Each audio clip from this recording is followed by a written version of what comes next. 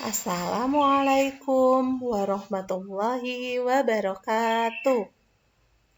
Bagaimana kabarnya anak-anak saleh dan salihah pada hari ini? Semoga selalu dalam keadaan sehat walafiat. Alhamdulillah, kita telah memasuki tema Manage the World. Nah, anak-anak saleh dan salihah, tahukah kamu materi apa yang akan kita pelajari di tema ini? Pada tema Manage the World ini, kita akan mempelajari tentang teks narasi. Narasi atau naratif berasal dari bahasa Inggris narration atau cerita dan naratif yang menceritakan. Teks narasi menyajikan serangkaian peristiwa atau kejadian menurut urutan terjadinya atau kronologis, dengan maksud memberi makna kepada sebuah atau serangkaian kejadian, sehingga pembaca dapat mengambil hikmah dari cerita. Ciri-ciri teks narasi adalah 1. Menyajikan serangkaian berita atau peristiwa. 2. Disajikan dalam urutan waktu serta kejadian yang menunjukkan peristiwa awal sampai akhir. 3. Menampilkan pelaku peristiwa atau kejadian. 4. Latar atau setting digambarkan secara hidup dan terperinci.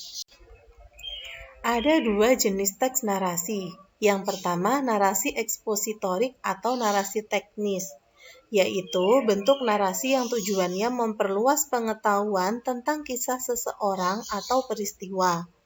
2. Narasi sugestif, yaitu narasi yang bertujuan untuk menyampaikan suatu amanat kepada para pembaca, sehingga tampak seolah-olah melihat dan merasakannya. Di antara narasi ekspositorik dan narasi sugestif terdapat perbedaan. Perbedaannya adalah jika narasi ekspositorik tujuannya untuk menambah pengetahuan berdasarkan kisah seseorang atau peristiwa. Cerita bersifat fakta atau berdasarkan data.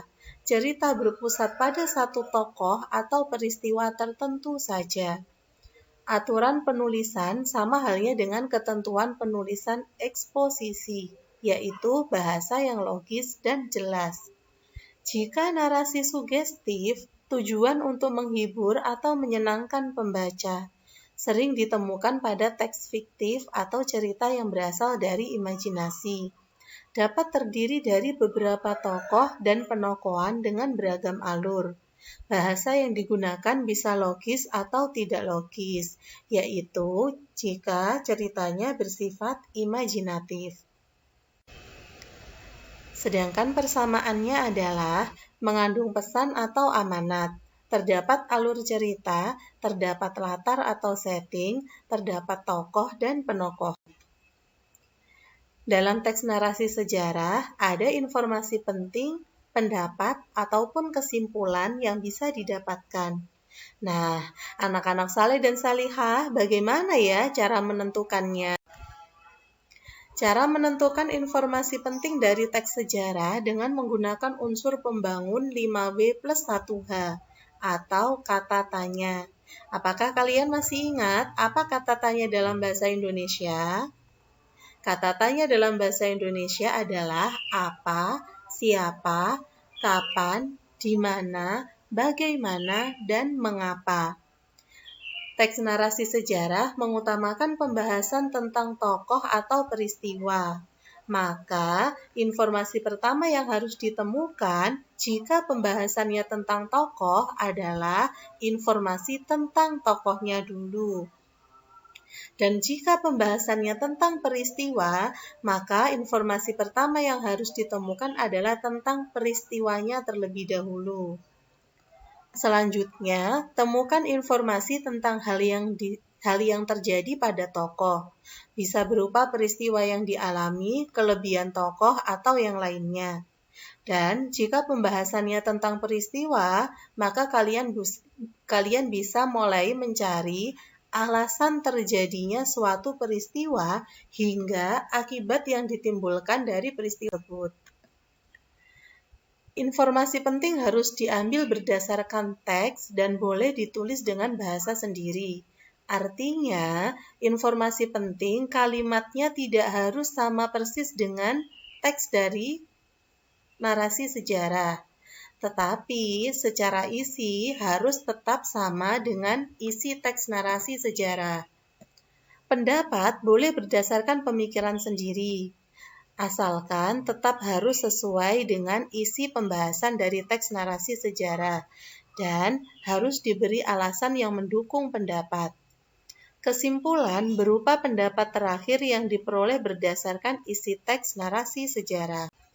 Anak-anak salih dan salihah, sekarang temukan informasi penting, pendapat, dan kesimpulan dari teks berikut.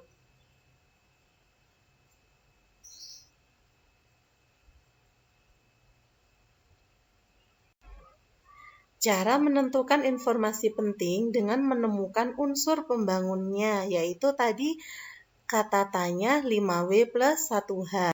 Maka, langkah pertama adalah untuk mengetahui informasi penting tentang tokoh, maka digunakan kata tanya siapa. 2. Untuk mengetahui informasi penting tentang suatu hal pada tokoh, maka digunakan kata tanya apa. Nah, anak-anak saleh dan salihah, ketika kita menggunakan aspek informasi siapa untuk mencari informasi dalam teks, kita memperoleh jawaban Bung Tomo. Dan aspek informasi apa, pada teks kita mendapatkan dua informasi. Yang pertama, Bung Tomo berhasil mencapai peringkat Pandu Garuda. Kedua, Bung Tomo meraih kesuksesan sebagai jurnalis. Dari jawaban aspek informasi penting tersebut, kita bisa menuliskan informasi pentingnya adalah Bung Tomo adalah sosok berprestasi yang dibuktikan dengan keberhasilannya mencapai peringkat Pandu Garuda dan kesuksesan sebagai jurnalis. Pendapatnya, Bung Tomo menjadi orang yang diperhitungkan pada masa perjuangan karena sikap jujur dan penuh semangatnya, serta prestasi yang dimilikinya. Sedangkan kesimpulan dari teksnya, Bung Tomo lahir di Surabaya 3 Oktober 1920. Beliau merupakan orang yang jujur dan penuh semangat. Bung Tomo menjadi orang yang terkenal setelah berhasil mencapai peringkat Pandu Garuda. Selain itu, Bung Tomo juga meraih kesuksesan sebagai jurnalis.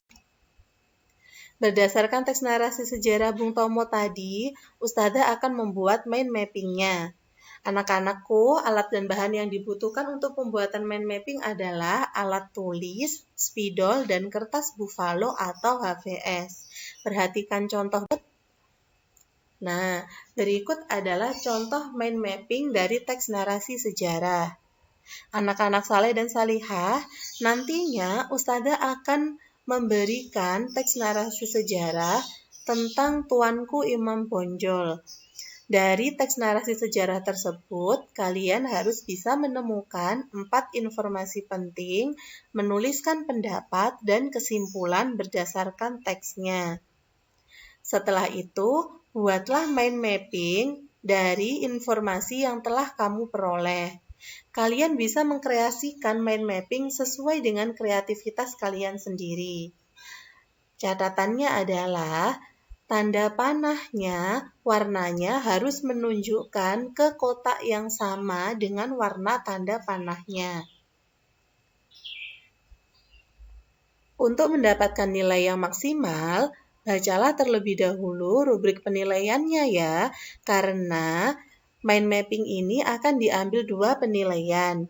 Penilaian yang pertama adalah penilaian produk, penilaian yang kedua adalah penilaian knowledge atau pengganti PPT. Terima kasih anak-anak saleh dan salihah sudah menyimak penjelasan tentang teks narasi sejarah. Selamat mengerjakan tugasnya ya. Ustadzah akhiri. Wassalamualaikum warahmatullahi wabarakatuh.